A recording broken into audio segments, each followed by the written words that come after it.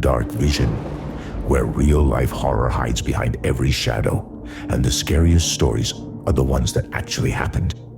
Tonight, we're diving into 5 scary true vacation horror stories.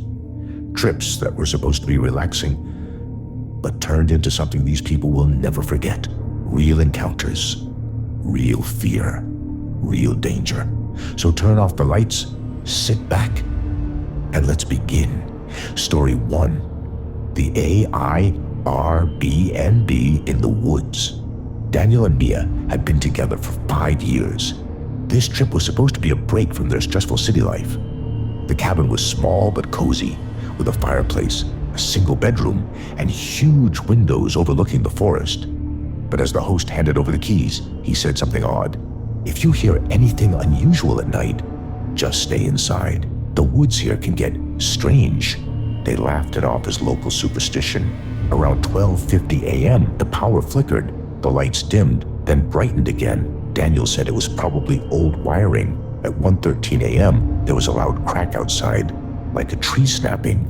Then came the footsteps, not running, not wandering, just slow, steady, deliberate. Mia whispered, "It's probably deer." Daniel nodded, but didn't sound convinced. He opened the curtain just a little, and the breath left his chest. A tall figure stood at the tree line, barefoot, skin pale like moonlight, not moving at all. An hour passed. Then, tap, tap, tap. The sound came from the living room window. Daniel slowly turned his head. The pale man's face was pressed against the glass. His eyes were wide open, too wide, his pupils barely visible, his teeth exposed in a stretched smile like his skin was pulled too tight. Daniel grabbed a knife and shouted, "Get away. I'm calling the police." The stranger's smile grew wider, tearing the corners of his lips slightly.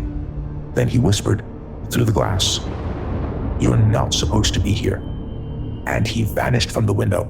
They tried to leave the next morning, but their car wouldn't start. Dead battery, despite being brand new. They asked the host for help, but he said, "I'll send someone tomorrow." He sounded nervous, like he already knew what they were dealing with. That night, the noises came earlier. This time, there were 2 sets of footsteps circling the cabin. Sometimes fast, sometimes slow, sometimes crawling. At 2 a.m., the back door handle started turning. Gently at first, then violently. The banging shook the entire cabin. Mia cried, covering her ears. Daniel put his back against the door, holding it shut. At that moment, something pressed its face against the small frosted glass in the door. But now, it wasn't a man. It was a face with multiple sets of teeth, rows and rows of them, jaw hanging open unnaturally. It whispered, "Cold. Let us in." They survived the night until dawn broke. When they stepped outside, they saw the tracks. Dozens of footprints, bare footprints. But each print had 6 toes and long finger marks trailing behind them, as if something crawled using both feet and hands. They didn't wait for the host's mechanic. They packed their bags and ran down the mountain road until a passing truck picked them up. Weeks later, Daniel returned to the Airbnb page out of curiosity. The listing was gone, but he found an archived review from a previous guest. "There's something in those woods. They watch the cabin at night. They try to get in. No one ever stayed in that cabin again." Story 2, the hotel room that wasn't empty. Selena had always dreamed of traveling alone.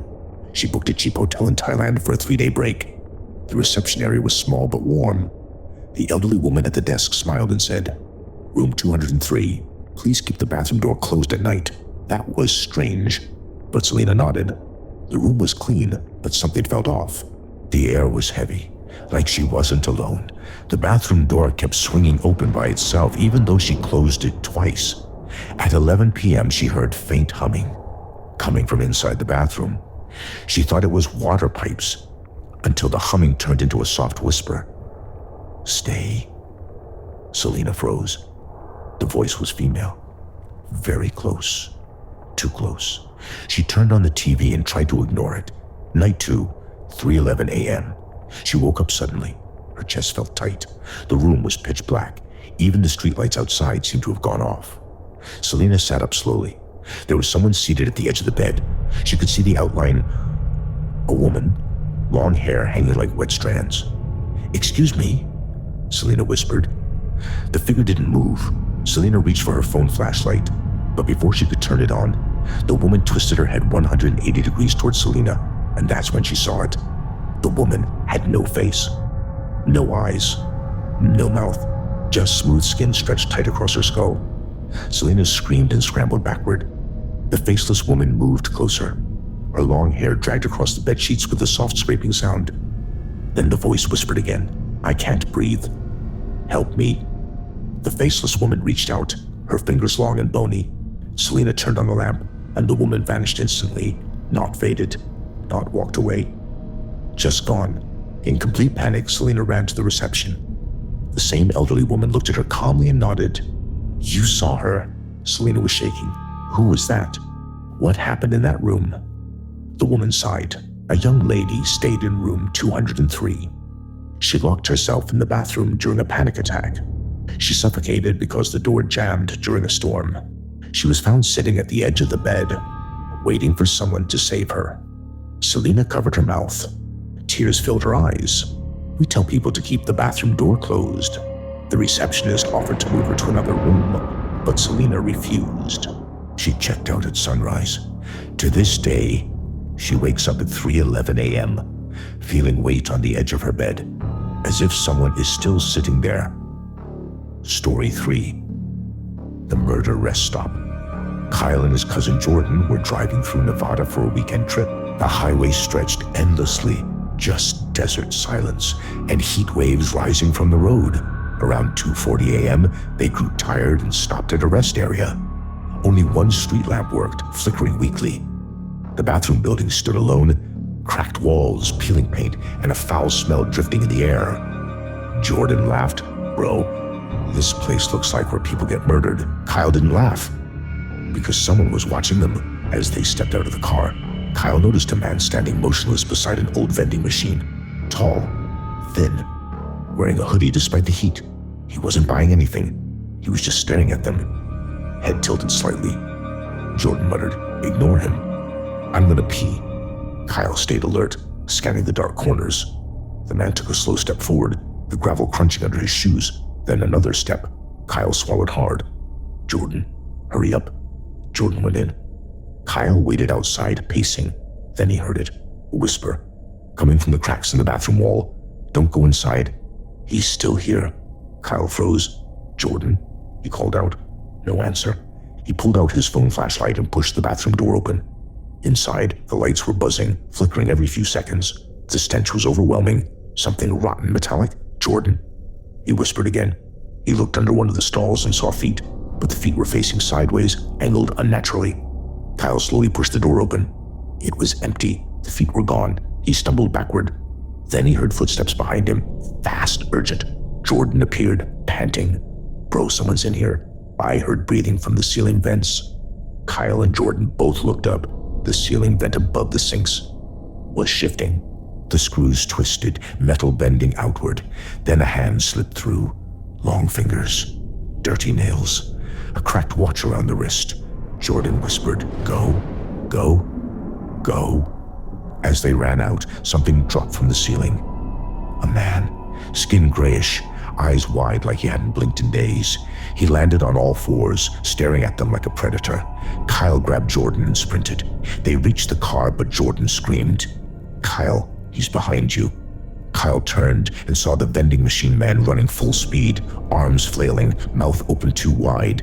They got into the car, but Kyle's hands were shaking too violently to insert the key. The man slammed into the window, cracking it instantly. His breath was hot, ragged, and his smile was carved too deep into his cheeks. Jordan punched Kyle's shoulder. "Drive." The car roared to life, tires screeching. They sped off, leaving the rest stop shrinking in the distance. Hours later, when they reached a city, Kyle searched online for similar incidents. He found a forum discussing that rest stop. One post chilled him to the core. "If you ever stop at rest area 47, don't talk to the man by the vending machine. He waits for travelers. He follows people into the bathroom vents. Some never come back." Kyle realized something horrifying. The man had been watching them long before they arrived. Story 4. The Beach House Stalker. A group of 5 friends, Lena, Brooke, Samir, Jason, and Devin, rented a beach house for a relaxing getaway. The house stood right next to a private stretch of shore. Perfect sunsets, soft waves, peaceful nights, or so they thought. On the first night, Lena woke up around 3:20 a.m. She heard footsteps, slow, heavy, sand crunching rhythmically. She looked out the window. Someone was standing near the water, facing their house, not moving, just staring. She couldn't see the person clearly, but she saw a faint reflection of eyes. Glowing pale, she woke the group. By the time they checked the beach, the figure was gone. But there were footprints trailing toward the house, and none leading away. At 1:53 a.m., Brooke heard knocking on the living room window. Not aggressive, just a gentle, constant tap, tap, tap. Like someone trying to get attention. She woke Jason. As they approached the window, Jason whispered, "Do not open it." The tapping stopped. Then, in slow motion, a face rose up from the bottom edge of the window. A man, but his face was smeared with mud. His mouth stretched into a smile too wide, too forced. His eyes were rolled up, showing only white. He whispered, "It's cold outside." And he pressed both palms against the glass. They backed away in terror. The next morning, they found writing on the back of the house, etched into the wood with something sharp. "I hear you. I watch you sleep. Don't leave yet. You look beautiful when you're scared." Devin tried to call the local police, but cell service wasn't working. Samir said, "We leave tonight, no matter what." But the beach had other plans. As they packed, they heard footsteps on the second floor. But everyone was downstairs. Brooke whispered, "He's inside the house." Jason grabbed a kitchen knife. They slowly climbed the stairs. The bedroom door was open. Curtains fluttered. Moonlight spilled into the room. Then they heard breathing, heavy, wet, right behind the closet door. Jason yanked it open. Empty. But fresh muddy footprints led out the window, onto the roof. Lena whispered, "He's watching us right now." They ran for the car, throwing bags inside. The beach was dead silent, too silent.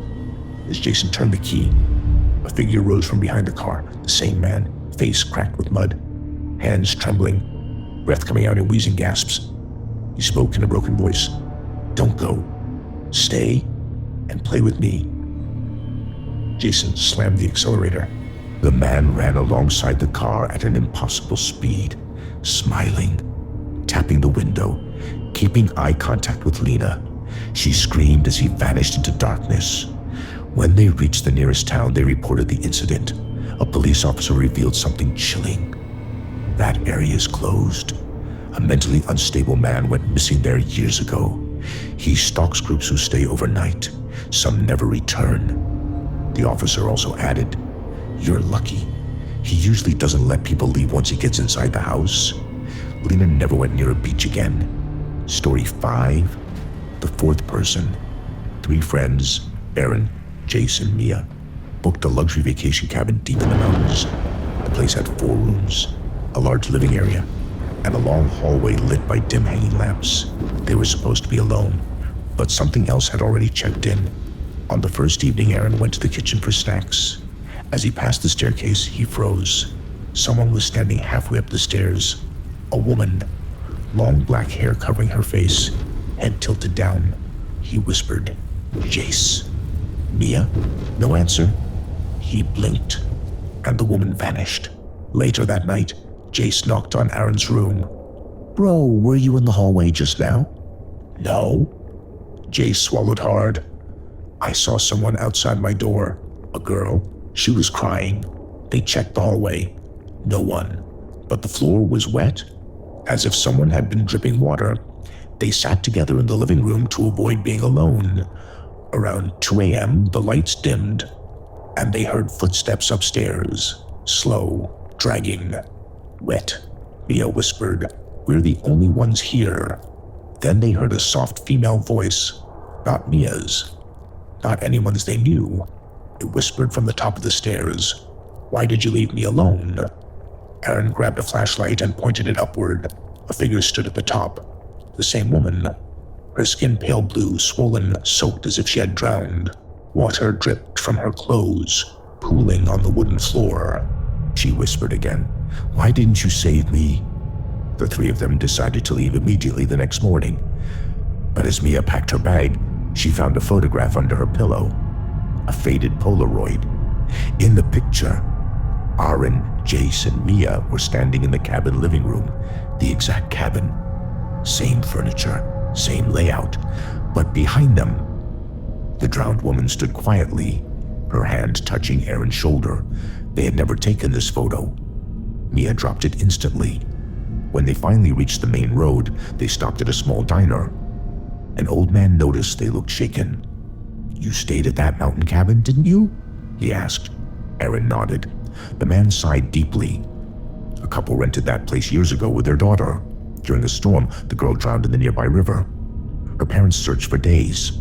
When rescuers finally found her body, she was standing upright in the water, eyes open, smiling, like she was waiting." The old man leaned closer. "She goes back to the cabin sometimes. Visitors say she tries to join their group. Because she never liked being alone." Aaron felt something icy crawl up his spine. He checked his phone gallery later that night. There was a new photo.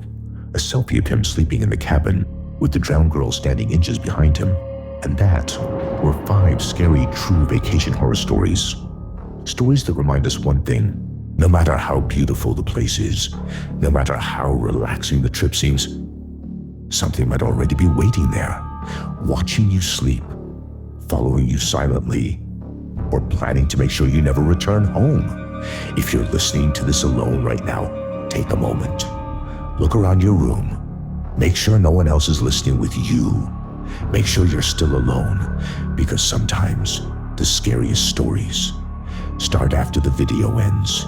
If these stories chilled your bones, then don't forget to subscribe to Dark Vision for more real horror stories, more nightmares, and more reasons to keep the lights on at night.